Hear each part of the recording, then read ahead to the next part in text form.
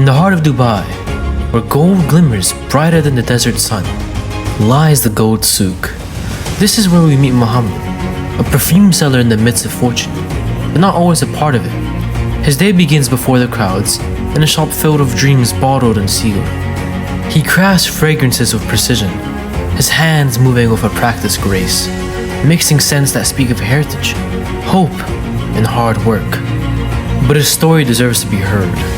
This is Muhammad's journey. Okay, എൻ്റെ പേര് മുഹമ്മദ്. ഞാൻ ദുബായിൽ ഒരു 20 വർഷമായി ഇവിടെ വർക്ക് ചെയ്യുന്നത്. ഇപ്പോൾ ഈ പ്ലേസ് ഒരു 6 മാസം ആയിട്ടുണ്ട്. ഇതൊരു പുതിയ പെർഫ്യൂം ഷോപ്പാണ്. 2 പെൺകുട്ടികളാണ്, അതിൽ എൻ്റെ ഭാര്യയും അടങ്ങുന്നതാണ് ഞങ്ങളുടെ കുടുംബം. പിന്നെ ഞാനിവിടെ ഇപ്പോൾ വന്നിട്ടിപ്പോൾ ഒരു 20 വർഷമായി.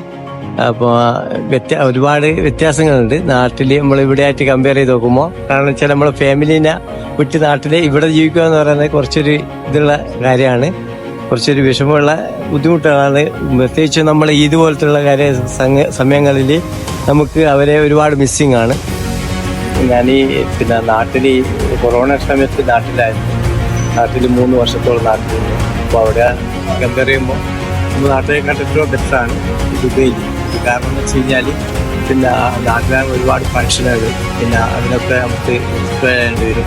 ജോലിയായിട്ട് കുറച്ച് മുന്നോട്ട് പോകാൻ കുറച്ച് ബുദ്ധിമുട്ടാണ്. പക്ഷെ ദുബൈയിൽ നമുക്ക് എല്ലാം മാറ്റി വെച്ചുകൊണ്ട് എപ്പോഴും നമ്മളെ വർക്കുമായിട്ട് ബന്ധപ്പെട്ട് കാര്യങ്ങളാണ് ചെയ്യാനുള്ള സൗകര്യങ്ങളുണ്ട്. അതാണ് കൂടുതലും നമുക്ക് ഇതിലായിട്ട് ദുബൈയും നാടുമായിട്ടുള്ള വ്യത്യാസം.